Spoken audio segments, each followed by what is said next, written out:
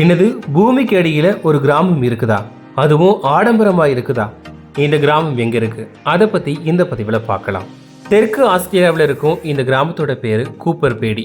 இந்த கிராமத்துல 1500 வீடுகளும் 3500க்கும் மேற்பட்ட மக்களும் வாழ்ந்துட்டு வராங்க.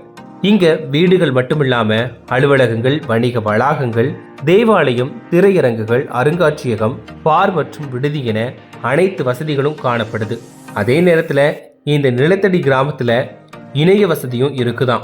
ஒரு காலத்துல இந்த கிராமம் பாலைவனமா இருந்ததாகவும், இங்க காலத்திற்கு ஏற்ப தட்பவெப்பநிலை சரியாக இல்லாம மக்கள் அவதிப்பட்டதாகவும் சொல்லப்படுது. அந்த நேரத்துல 1915ஆம் ஆண்டுல இந்த பகுதியில மாணிக்கக்கல் எடுக்கும் சுரங்க பணி தொடங்கப்பட்டுச்சு.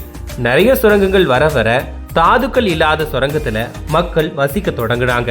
இந்த கூப்பர்பேடி கிராமத்துல கோடைக்காலம் வந்துட்டா அந்த பகுதியோட சராசரி வெப்பநிலை 45 டிகிரியை தாண்டுமா.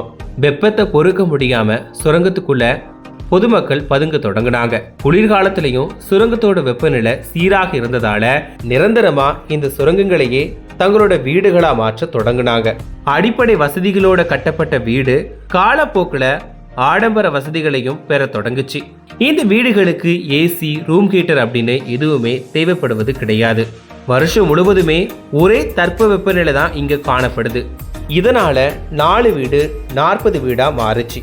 படிப்படியா ஒரு ஊரே உருவாச்சு. நிலத்துக்கு மேலையும் ஒரு சில வீடுகள், கட்டிடங்கள் இருக்குது. வெளியில பார்க்க சாதாரணமா தான் தெரியும், ஆனா உள்ள போய் பார்த்தா பிரமிக்க வைக்கும் பல விஷயங்கள் இருக்குது.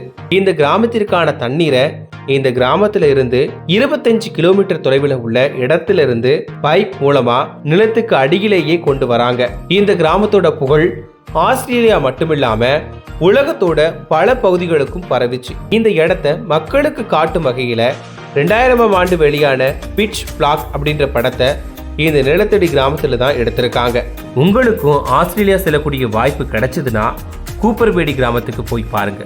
அங்க நிலத்துக்கு அடியில் இருக்கக்கூடிய வீடுகளை போய் பாருங்க.